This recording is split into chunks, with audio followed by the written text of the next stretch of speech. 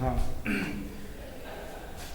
हाँ देखो ये हाई स्कूल की जो है मेंस्ट्रुएशन है। आज हम जो है आज की वीडियो में आपको मेंस्ट्रुएशन शुरू करेंगे स्टार्टिंग में। अब इस मेंस्ट्रुएशन में सबसे पहले क्या हमारा, इसमें सबसे पहले आपके सूत्र होने जरूरी है।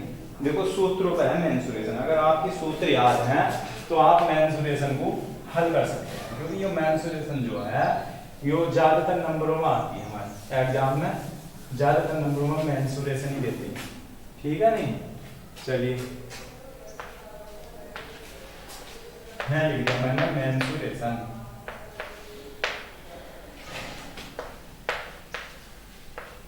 अब मेंस्ट्रुएशन में आता क्या क्या चीज है, इसमें हमारा जैसे घन है, घनाभ, बेलन, गोला, शंकु, ये सब हमारे मेंस्ट्रुएशन के अंतर्गत ही आते हैं। ठीक, तो इसमें सबसे पहले हम पहला आपको सूत्र बताए जाएंगे। अगर आप सूत्र याद कर लेंगे मेंस्ट्रुएशन के तो कोई भी प्रॉब्लम नहीं है। ठीक है नहीं। अब सबसे पहले हमारा आता है घनाभ, तो पहला घनाभ के सूत्र देखेंगे, फिर घन के सूत्र देखेंगे, फिर बेलन के देखेंगे, फिर शंकु के। जो भी इसमें दे रखे हैं अलग अलग पार्ट, उनके पहले सूत्र कराएंगे और समझाएंगे भी, जिससे आपकी याद हो जाए। ठीक है, तो चलिए सबसे पहले जैसे घनाभ हमारा यहाँ लिख रहे हैं सूत्र, तो जैसे हमने लिया पहले घनाभ, पहले आप घनाभ की आकृति देखेंगे। घनाभ क्या है,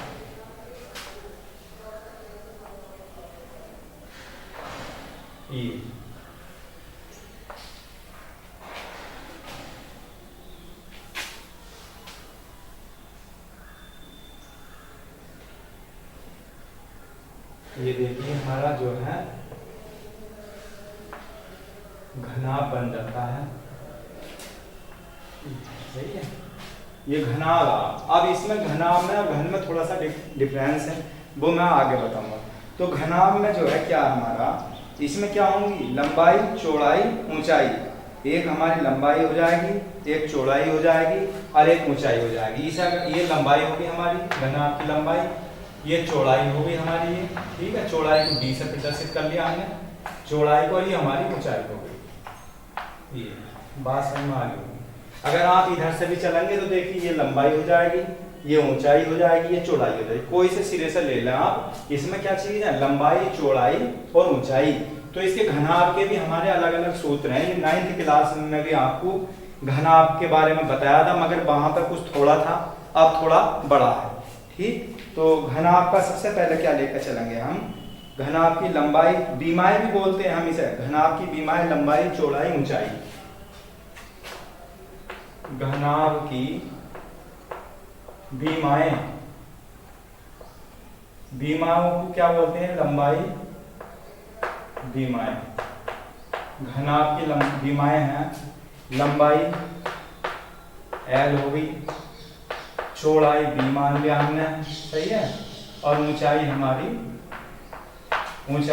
H हो गई। समझ में आ गया नहीं। तो सबसे पहले कोई सा भी सूत्र ले ले, मान लिया हम घनाभ का आयतन लेते हैं। सबसे पहले है लिख दिया हमने घनाभ का आयतन, तो बताएंगे घनाभ का आयतन क्या होता है। घनाभ में क्या चीज है, घनाभ के अंदर एक लंबाई है, एक चौड़ाई है और एक उसकी ऊंचाई है। तो घनाभ का आयतन हो गया लंबाई गुणा चौड़ाई गुणा ऊंचाई। ठीक, और इसमें हम लिख सकते हैं लंबाई को L मान लिया, चौड़ाई को B मान लिया, ऊंचाई को H मान लिया। L गुणा B गुणा H, ऐसे भी लिख सकते हैं।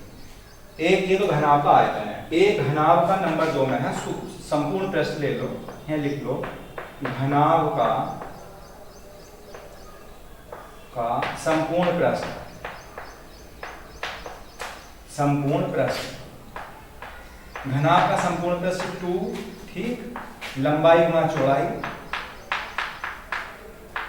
लंबाई गुणा चौड़ाई प्लस चौड़ाई गुणा ऊंचाई, LB प्लस BH, चौड़ाई गुणा ऊंचाई प्लस HL प्लस ऊंचाई गुणा लंबाई। तो हम इसे लिख सकते हैं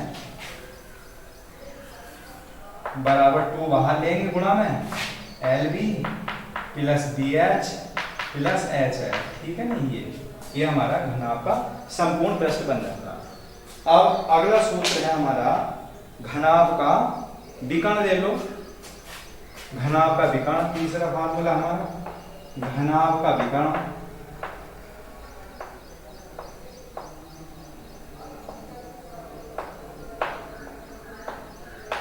का विकर्ण। देखिए घनाभ का विकर्ण क्या होगा, घनाभ के विकर्ण में क्या क्या चीज आएगी बताइए। घनाभ के विकर्ण में लंबाई आएगी, चौड़ाई आएगी, ऊंचाई आएगी। तो इसमें अंडर रूट है लंबाई का स्क्वायर प्लस चौड़ाई का स्क्वायर प्लस ऊंचाई का स्क्वायर, ठीक है। या हम आगे दूसरे तरीके से लिख सकते हैं under root L square plus B square plus H square. ये ब्रैकेट में मत लिखो इसे।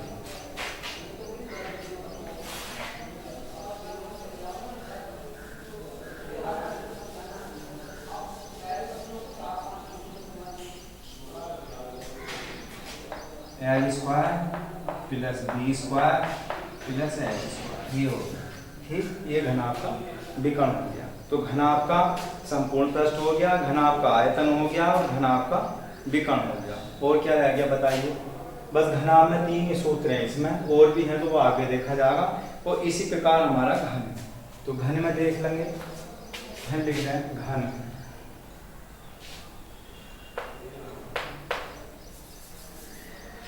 देखिए घन में और घनाभ में थोड़ा सा डिफरेंस है।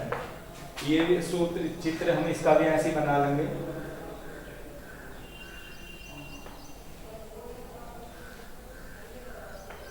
ये हमारा घन, ये घन। इसमें क्या लिखा है, इसकी जो लंबाई है देखो, ये लंबाई जो है कुछ दूरी लंबी थी, चौड़ाई भी इसी दूरी थी, मगर घन में क्या, घन की सारी भुजाएं जो है आपस में बराबर होती, लंबाई भी बराबर होगी, चौड़ाई भी बराबर होगी, ऊंचाई भी। अगर मान लिया किसी घन की लंबाई जो है x है तो उसकी चौड़ाई भी x होगी और ऊंचाई भी x होगी, इसकी सारी भुजाएं आपस में बराबर होंगी, सही है। घन में तो लंबाई चौड़ाई ऊंचाई, तो लंबाई चौड़ाई और ऊंचाई ऐसी ले लिया। तो घन का आयतन क्या होगा, घन का आयतन तो सारे x ही लेंगे, इसमें लंबाई चौड़ाई ऊंचाई को भी x मान लेंगे। ये x है तो इसकी ये भी x हो गई, ये सब x हो गई। तो घन की लंबाई भी x हो गई, चौड़ाई भी x हो गई। तो यहाँ लिख दो घन का आयतन, घन की प्रत्येक भुजा बराबर होती है, यहाँ लिख दो घन की प्रत्येक भुजा आपस में बराबर होती हैं, बराबर होती हैं। ये सही है। मान लिया भुजा हमने x मान ली तो सारी भुजाएं हमारी उसकी x हो गई। तो इसमें भी 3 सूत्र बना सकते हैं, घन का आयतन बना सकते हैं, सही है, घन का संपूर्ण पृष्ठ बना सकते हैं और घन का विकर्ण लिख सकते हैं, सही है नहीं। चलिए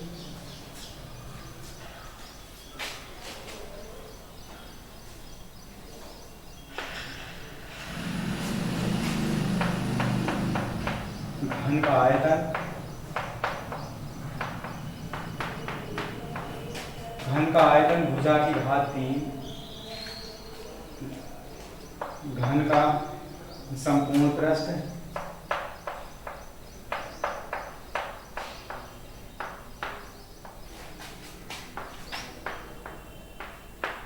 6x स्क्वायर, घन का विकर्ण भुजा रूट 2, ये ठीक है। 3 सूत्र हो गए, घन का विकर्ण भी हो गया हमारा और घन का आयतन भी हो गया और घन का संपूर्ण पृष्ठ भी हो गया। भुजा रूट 3, घन के में 3 है, भुजा रूट 3, भुजा रूट 3, बस 3 सूत्र 6 सूत्र हो गए दोनों में। वैसे हम और भी, मगर आप इन्हीं से काम चल जाएगा, आगे जो भी सूत्र नया आ रहा वो मैं सवाल में बताता रहूँगा। तो इसके बाद में अगला है हमारा, इसे देख ले, इसे मिटा, इसे उतार लेंगे और समझ लेंगे। किसी भी तरह से आप अगर सूत्र याद करेंगे तभी मेंसुरेशन के सवाल हो पाएंगे, ना तो नहीं। तो ये जो है मैंने समझा के और आपको यहाँ लिख दिए हैं, और इन्हें जो है अपनी कॉपी में लिख के इन्हें याद जरूर कर लेना। अगर याद नहीं करेंगे तो कुछ समझ में नहीं आएंगे। ये देखिए, तो चलिए इसके बाद में क्या आगा हमारा वो मैं यहाँ बताता हूँ।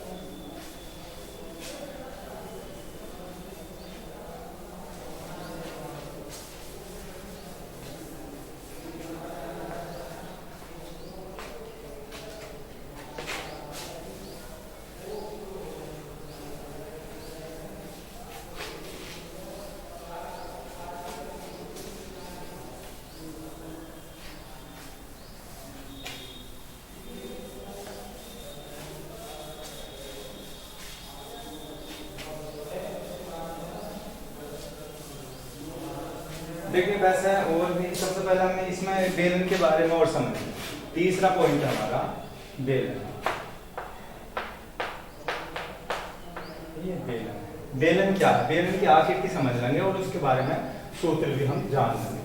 तो जैसे हमारा ये बेलन है,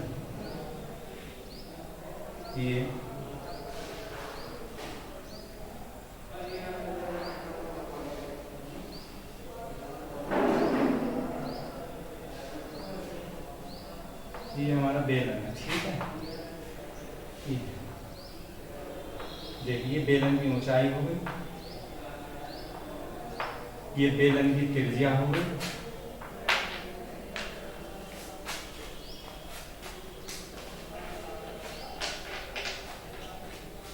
बेलन की त्रिज्या r हो गई, बेलन की ऊंचाई ये होगी हमारी। तो इसमें इसके दोनों सिरे आपस में बराबर होते हैं। मान लिया त्रिज्या यहाँ नीचे है, इसका नाम रख सकते हैं ए बी, कुछ भी लिख दें, ए बी डी कुछ भी लिख सकते हैं हम। मान लिया हमारा जो है थोड़ा सा बड़ा भी बना सकते थे, ये है समझ में, ये बेलन है, सही है। ये त्रिज्या r है बेलन की, ये ऊंचाई है बेलन की, और ये भी त्रिज्या r है बेलन की। तो ए यहाँ कुछ भी रख सकते हैं, सी भी, ठीक है। ये इसे निकालना है, ये सही है। तो इसके भी हमारे 3-4 सूत्र हैं बेलन में। बेलन के आधार का, बेलन का आधार का जो क्षेत्रफल होता है वो वृत्ताकार है। ये बेलन का जो आधार है वो कैसा है, वृत्ताकार। वृत्ताकार मतलब वृत्त जैसा, ये गोल है नीचे से, ऐसे हमारा ऊपर से होता है, ऊपर से भी वृत्ताकार है बेलन का, सही है। दोनों सिरे जो हैं बेलन के कैसे होते हैं, वृत्ताकार होते हैं। जैसे कोई सरिया ले लो या कोई बेलन टाइप का कोई भी छड़ ले लो, तो जिसके दोनों सिरे आपस में एक से होंगे और उनमें जो है हमारे वृत्त जैसा होगा, तो वो क्या होगा, उसका बेलन के आधार का क्षेत्रफल या गोले के आधार का क्षेत्रफल भी कह सकते हैं, ठीक है। ये तो आप जो है इसे सही से समझ लेंगे।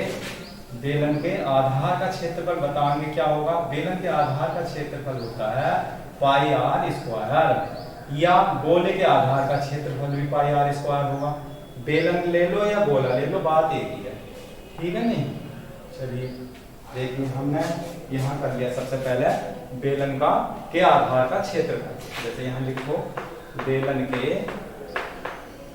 आधार का क्षेत्रफल,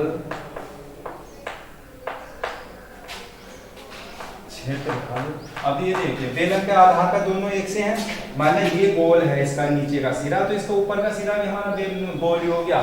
तो गोल हो या बेलन के आधार का क्षेत्रफल हो, तो दोनों का सारा का सूत्र होता है पाई आर स्क्वायर, ठीक है। बेलन के आधार का क्षेत्रफल पूछा जाएगा कहीं, तब भी आप पाई आर स्क्वायर लिखेंगे, या गोले के आधार का क्षेत्रफल भी अगर पूछा गया तो तब भी आप पाई आर स्क्वायर ही लिखेंगे, ठीक। तो बेलन के आधार का क्षेत्रफल हो गया ये। अब आता हमारा बेलन के आधार की परिधि।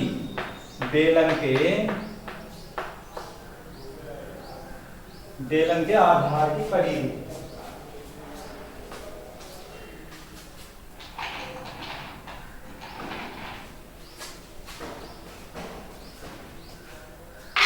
बेलन के आधार की परिधि,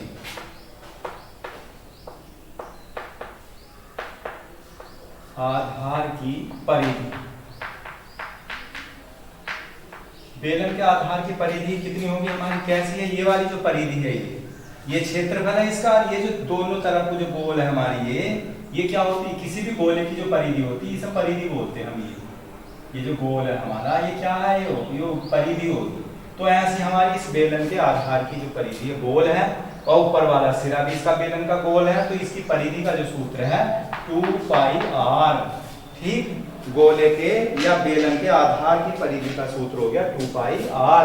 अब आता बेलन का आयतन, तो बेलन का आयतन याद कर लेंगे, लिख के बेलन का आयतन, बेलन का आयतन का सूत्र है पाई आर स्क्वायर एच।